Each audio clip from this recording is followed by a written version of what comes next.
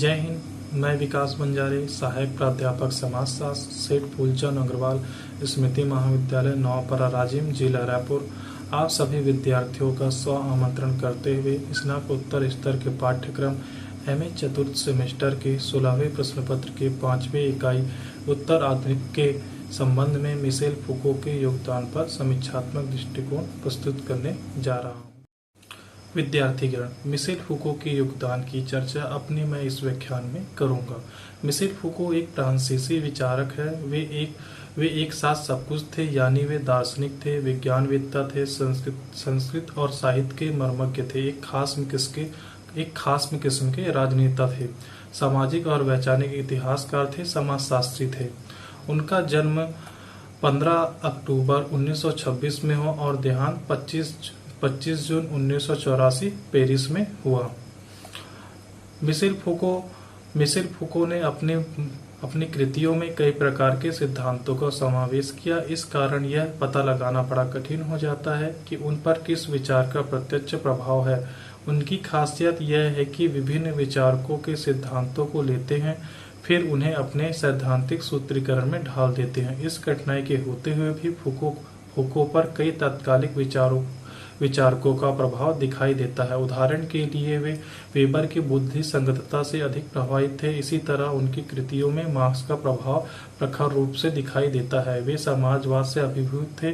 उन्होंने अपने विद्यार्थी राजनीति को मार्क्सवाद पर ही चलाया। मार्क्स से प्रेरित होकर उन्होंने शक्ति की सूक्ष्म राजनीति की अवधारणा को विकसित किया। शायद मार्क्स का फूको पर बहुत ज्यादा प्रभाव अर्थव्यवस्था के क्षेत्र में है। फूको के कृतित्व पर कई प्रभाव देखे जा सकते हैं। कई तरह से वे विभिन्न विचारधाराओं का भंडार थे। प्रभावित करने वाले विचारकों में शायद बहुत बड़ा प्रभाव जर्मनी के नीत्शे का था। नीत्शे को नाजीवाद और उत्तर आधुनिकता के साथ जोड़ा जाता है। उन्होंने परंपरागत नैतिकता को चुनौती दी और नैतिकता की नींव डाली। यह नई नैतिकता शक्ति और प्रभुत्व पर आधारित थी। फूको की कृतियों में शक्ति की व्याख्या नीत्शे की इसी धारणा से आई। नीत्शे की रुचि ज्ञान और शक्ति के संबंधों को जानने मात्र से थी। फूको ने इस प्रबंध को आगे बढ़ाया और स्थापित किया कि जिसके पास ज्ञान है उसके पास शक्ति है। वे कहते हैं कि उत्तर आधुनिक समाज में ज्ञान उत्पादक का साधन है। अर्थ हुआ अधिक ज्ञान, अधिक उत्पादन शक्ति। फूको की कृतियां पुस्तक रूप में केवल 4 हैं। उन्हें यूरोप में एक विवादास्पद विचारक माना जाता है। एक जगह कहा जाता है कि वे मौलिक विचारक थे और एक जगह यह भी कहा जाता है कि वे एक उबाऊ और निष्प्रभ लेखक हैं। फूको की अध्ययन विधि व्यक्तिक अध्ययन रही है। उन्होंने 4 व्यक्तिक अध्ययन या पुस्तकें रखी। प्रत्येक पुस्तक अपने आप में एक व्यक्तिक अध्ययन विधि है। उनके विषय हैं पागलपन, चिकित्सा, कारागृह और कामुकता। उनके ये व्यक्तिक अध्ययन या पुस्तकें इस तरह हैं। पहला है मैडनेस एंड सिविलाइजेशन 1961, दूसरा है the birth of the clinic 1963, तीसरा है discipline and punishment 1975, history of sexuality volume first 1976। History of sexuality को उन्होंने 6 खंडों में प्रकाशित करने की योजना बनाई थी, लेकिन वे केवल 1 खंड तक ही जीवित रहे। पागलपन और सभ्यता की पुस्तक में फूको इस प्रश्न को उठाते हैं कि पागलपन के पीछे क्या कारण है। सभ्यता के विभिन्न युगों में पागलपन को किन कारणों के साथ जोड़ा जाता है। यहाँ वे कहते हैं कि प्रारंभ में समाज की नीति पागल को पृथक रखने की थी। बाद में ज्ञात हुआ कि इसका कारण मानसिक व्याधि है। यह समस्या मनोरोग की है। पागलपन का विश्लेषण फूको इतिहास के विभिन्न युगों में करते हैं। उदाहरण के लिए मध्यकाल से प्रारंभ होकर ज्ञानोदय काल तक, फिर आधुनिक युग तक पागलपन का विश्लेषण करते हैं। बीमारी के निदान की चर्चा way the birth of the clinic में उठाते हैं। यहाँ वे कहते हैं कि निदान के क्षेत्र में क्रांतिकारी परिवर्तन आया है। अब जादू टोना से आगे बढ़कर आधुनिक वैज्ञानिक चिकित्सा पद्धति को अपनाया जाता है। उनकी पुस्तक डिसिप्लिन एंड पनिशमेंट में एक गंभीर समस्या को उठाते हैं, पुरानी कारागार पद्धति, जिसमें पुरानी कारागार पद्धति से आगे चलकर आधुनिक कारागार पद्धति तक आते हैं। और यहाँ वे दार्शनिक दृष्टि से मनुष्य के शरीर और उसकी आत्मा का विश्लेषण करते हैं। कई सामाजिक समस्याओं जैसे कि नियम, उपनियम, सोपानिक व्यवस्था, अनुशासन आदि की पड़ताल इस पुस्तक में गहनता से की गई है। कामुकता के विश्लेषण उनकी अंतिम पुस्तक द हिस्ट्री ऑफ सेक्सुअलिटी में की गई है। इसका विषय सैद्धांतिक दृष्टि से बहुत रुचिकर है। वे ज्ञान मीमांसा का मुद्दा यहाँ उठाते हैं। विमर्श का जन्म किस तरह होता है, ज्ञान के स्रोत क्या हैं, और ऐसे ही ढेर सारे प्रश्नों का जिनका संबंध ज्ञान और शक्ति के साथ है, यहाँ जांचे जाते हैं। बहुत थोड़े में से कुछ ठीक है जिनका विश्लेषण फुको ने अपनी पुस्तकों में किया है। फुको का उत्तर आधुनिकवाद। फुको उत्तर आधुनिकवाद के प्रणेता हैं। उन्होंने अपराध, शरीर, पागलपन और कामुकता पर बड़ी गहनता से लिखा है।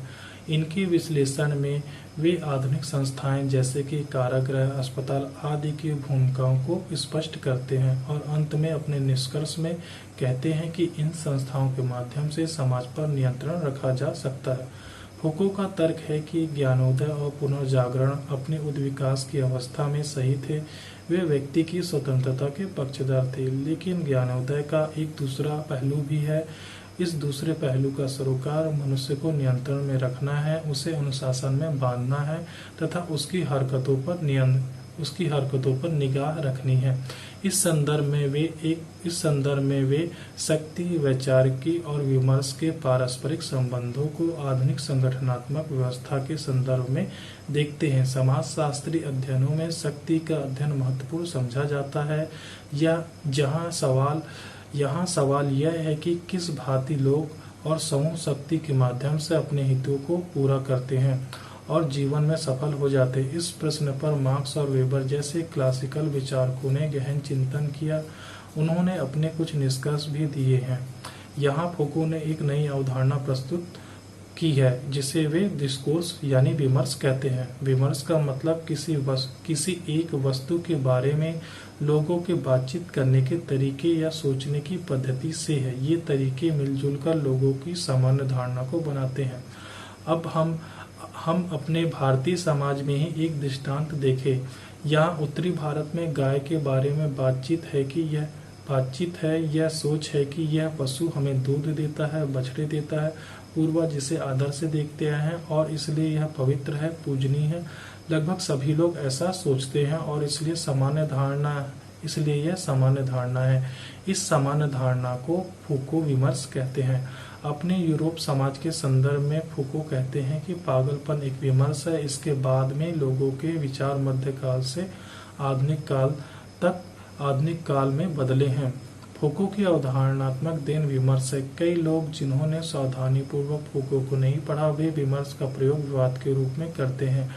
अंग्रेजी शब्द डिस्कोर्स जुदा है डिक्शन से। इस पद के प्रयोग में फुको स्पष्ट है। उनके लिए विमर्श का अर्थ किसी एक निश्चित फ्रेमवर्क में किसी विषय के बारे में सोचना है, धारणा बनाना है, और धारणा किसी व्यक्ति विशेष की नहीं होती, सामान्य लोगों की होती है। अपराधियों के बारे में लोग क्या सोचते हैं, उनके बारे में क्या विचार रखते हैं, यह सब विमर्श यानी डिस्कोर्स है। फुको का तात्पर्य केवल विमर्श की व्याख्या करना ही नहीं है। वे इसके अर्थ को भी स्पष्ट करने के बाद कहते हैं कि लोग शक्ति का प्रयोग विमर्श के माध्यम से करते हैं। होता यह है कि सबसे पहले शक्ति होती है। यह शक्ति आप में कोई अर्थ नहीं रखती। इसे अर्थपूर्ण बढ़ाने के लिए विमर्श को काम में लिया जाता है। वस्तुओं के बारे में लोगों की अभिव्यक्तियां बदली जाती हैं। यह बदलने का काम शक्ति करती है। अर्थ बहुत स्पष्ट है। शक्ति विमर्श के माध्यम से काम करती है। यह शक्ति ही है जो विमर्श के जरिए अपराध, पागलपन और कामुकता के बारे में हमारी अभिव्यक्तियों को बदलती है। पहले पागलों के बारे में हमारा विमर्श था कि ईश्वर ने उन्हें ऐसा ही बनाया है और वे वस्तुतः समाज में रहने के काबिल नहीं है। उनका स्थान तो पागलपन ही है। यह विमर्श है। अब मनोरोग चिकित्सक आए, उनके पास मनोरोग का विशिष्ट ज्ञान है। इस रोग के निदान में वे प्रवीण हैं। उन्होंने अपनी इस योग्यता की शक्ति द्वारा परंपरागत विमर्श को चुनौती दी, मनोरोगियों को दुरुस्त किया। अब और उनकी इस दशा ने पागलपन के बारे में तो विमर्श था उसे बदल दिया। इस भांति विमर्श के माध्यम से शक्ति का प्रयोग किया जा सकता है। शक्ति और विमर्श एक दूसरे से जुड़े हुए हैं। इस संबंध को जोड़ने का काम फुको ने किया। सामाजिक सिद्धांत के क्षेत्र में फूको की सबसे बड़ी देन उनका वैज्ञानिक ज्ञान की प्रकृति के बारे में जो आम सहमति है उसका विरोध करना है। फूको विज्ञान के प्रति संशयात्मक दृष्टि से देखते हैं। इस संबंध में उनका उपागम अन्य समाज विज्ञानों से भिन्न है। सामान्यतः समाज वैज्ञानिक जिन वस्तुओं से परिचित है उनकी तुलना अपरिचित वस्तुओं से करके अपरिचित वस्तुओं को जानने का प्रयास करते हैं। फूको को यह विधि स्वीकार नहीं है। वे इसे उल्टा करते हैं। अतीत की अपरिचित वस्तुओं की खोज करते हैं, पहले उनकी जानकारी लेते हैं और इस जानकारी के आधार पर परिचित वस्तुओं की व्याख्या करते हैं। दूसरे शब्दों में सामान्य समाज वैज्ञानिक परिचित के आधार पर अपरिचित की व्याख्या करते हैं, जबकि फूको अपरिचित की खोज के बाद परिचित की व्याख्या करते हैं। फूको का सामाजिक सिद्धांत विशिष्ट इसलिए है कि वे बड़े जोश खरोश के साथ हाल में जो मान्यताएं हैं, धारणाएं हैं, विश्वास और संरचनाएं हैं, जो दृश्य है उनका खंडन करते हैं। यह सब इसलिए कि ये परिचित है। जो परिचित है उसका विरोध करो। इस खंडन के बाद अपरिचित की ओर वे मुड़ते हैं। फूको ने कामुकता का दृष्टांत दिया। पिछले ऐतिहासिक कालों में हमेशा कामुकता नहीं थी। कहने का तात्पर्य है कि पिछले ऐतिहासिक कालों में हमेशा कामुकता नहीं थी। इसका विवाद सामाजिक प्रगति के विकास के साथ जुड़ा हुआ है। यही बात पागलपन और अपराधियों के बारे में कही जा सकती है। अपनी पुस्तक आर्कियोलॉजी ऑफ नॉलेज में फूको ने अपने विधि शास्त्र को रखा है। वे बहुत स्पष्ट हैं कि आज हमारे विश्वासों, धारणाओं और मान्यताओं में जो अदृश्य है उसे अतीत में खोजकर दृश्य बना देना फूको के सिद्धांत की धुरी विमर्श है। वे कहते हैं कि पिछले कालों की तुलना में हमारे वर्तमान विमर्श में बहुत बड़ा अंतर आया है। विमर्श का यह बदलाव ही आधुनिक समाज को उत्तराधुनिक बना देता है। अब हम सत्य को विमर्श से दूसरी तरह से देखते हैं। फूको की बहुत बड़ी समस्या अन्य उत्तराधुनिकतावादी विचारकों की तरह ज्ञान मीमांसा की थी। वे जानना चाहते थे कि ज्ञान का उद्गम क्या है, दूसरे सिद्धांत क्या है, और इसी खोज में उन्होंने विमर्श की अवधारणा को रखा। अपने सिद्धांत में व्यक्ति के अध्ययनों में वे ज्ञान और शक्ति के संगठन की चर्चा करते हैं। सामाजिक नियंत्रण के क्षेत्र में शक्ति, ज्ञान और विमर्श की बहुत बड़ी भूमिका है और इसी पर उत्तराधुनिक समाज का निर्माण होगा। शक्ति की अवधारणा। शक्ति का संबंध एक प्राथमिक बल या सामर्थ्य से है जो सभी सामाजिक विरचनाओं में पाया जाता है। सभी सामाजिक संबंधों का यह एक संगठक है। इस तरह प्रत्येक सामाजिक संबंध वस्तुतः शक्ति संबंध है, यद्यपि इसमें कहीं न कहीं बल की भूमिका अवश्य होती है। फूको शक्ति की अवधारणा को सूक्ष्म भौतिकी में देखते हैं। शक्ति का पृथक कोई अस्तित्व नहीं है, यह सदैव सामाजिक संबंधों में पाई जाती है। शक्ति अपने प्रभाव में तटस्थ होती है, बल या सामर्थ्य की तरह यह परिचालित होती है, क्रियान्वित होती है। इस संबंध के फूको ने शक्ति पर 3 पहलू रखे हैं। शक्ति का संबंध किसी न किसी संस्था से होता है। यह संस्था कारागृह, स्कूल, फौज या राज्य हो सकती है। शक्ति और ज्ञान एक दूसरे पर पारस्परिक रूप से निर्भर होते हैं। शक्ति से ज्ञान आता है या ज्ञान से शक्ति आती है। शक्ति का संबंध व्यक्ति से भी होता है। फूको की शक्ति की अवधारणा बहुत स्पष्ट है। वे इस तथ्य को अस्वीकार करते हैं कि शक्ति और कतिपय विशेष संस्थाएं जैसे कि राज्य पर्यायवाची हैं। वे कहते हैं कि पहले शक्ति का अस्तित्व होता है और बाद में संस्था का। संस्था शक्ति की प्रतीक होती है, पर संस्था शक्ति को जन्म नहीं देती। राज्य, परिवार, धर्म, विज्ञान, बाजार में शक्ति का केंद्रीकरण होता है और यहीं से शक्ति बिखरती है। शक्ति की परिभाषा देने के बाद फूको शक्ति और ज्ञान की पारस्परिक निर्भरता की चर्चा करते हैं। उनका बुनियादी तर्क यह है कि ज्ञान को कभी भी शक्ति से पृथक नहीं किया जा सकता। इन दोनों में चोली दामन का साथ है, एक है तो दूसरा है। इस तथ्य की पड़ताल फूको आधुनिक ज्ञान के आधार पर भी करते हैं। इस ज्ञान के माध्यम से वे सत्य यानी कि अंतिम सच्चाई की खोज करना चाहते हैं। इस खोज में आदमी स्वयं भी अध्ययन के बिंदु हैं। ज्ञान और आदमी दोनों में एक ही प्रक्रिया चलती है। ज्ञान और आदमी दोनों में एक ऐसी प्रक्रिया चलती है जिसमें ज्ञान व्यक्ति को समृद्ध करता है। व्यक्ति ज्ञान के भंडार को और आगे बढ़ाता है। इसका मतलब है कि व्यक्ति को ज्ञान से लाभ होता है, फिर अपने स्तर पर वह नए ज्ञान का उत्पादन करता है। ज्ञान से ज्ञान पैदा होता है और यह ज्ञान पैदा करने वाला व्यक्ति ही है। इस तरह ज्ञान की प्रक्रिया में व्यक्ति ज्ञान प्राप्त भी करता है और पैदा भी करता है। अब फूको व्यक्ति और ज्ञान के इस पारस्परिक संबंध को आगे बढ़ाते हैं। ज्ञान सामाजिक क्षेत्र में आता है, यानी ज्ञान को परिवार, वर्ग, जाति और समुदाय प्राप्त करते हैं और ज्ञान इन्हीं सामाजिक समूहों द्वारा पेश भी किया जाता है। शक्ति और ज्ञान वस्तुतः एक दूसरे से जुड़े हैं, उन्हें कदापि पृथक नहीं किया जा सकता। शक्ति है तो ज्ञान होगा और ज्ञान है तो शक्ति होगी। इस अध्याय में हम फूको के प्रबंध को बराबर त्रिभुज द्वारा प्रयोग करते आ रहे हैं। यह त्रिभुज है ज्ञान, शक्ति और व्यक्ति का। इसे थोड़ा दृष्टांत देते हैं। एक चिकित्सक है, हृदय रोग में उसकी विशिष्टता है। वह नुस्खा लिखता है, हृदय रोगी को वसा यानी कि तेल से नहीं खाना चाहिए, यह उसके दिल के लिए हानिकारक है। चिकित्सक का यह आदेश रोगी मान लेता है क्योंकि उसकी निगाह में चिकित्सक हृदय रोग में विशेष ज्ञान रखता है। चिकित्सक के पास विशेष ज्ञान है, अर्थात जो एक्सपर्ट है उसके पास शक्ति है।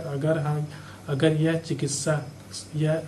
यह चिकित्सक सलाह देवे कि अमुक ब्रांड का तेल दिल के लिए अच्छा है, तो बाजार में इस ब्रांड के तेल की बिक्री रातों रात बढ़ जाएगी। आपने देखा, चिकित्सा की शक्ति मरीज से आगे बढ़कर मंडी तक पहुंच जाती है। जिसके पास ज्ञान है उसके पास शक्ति है।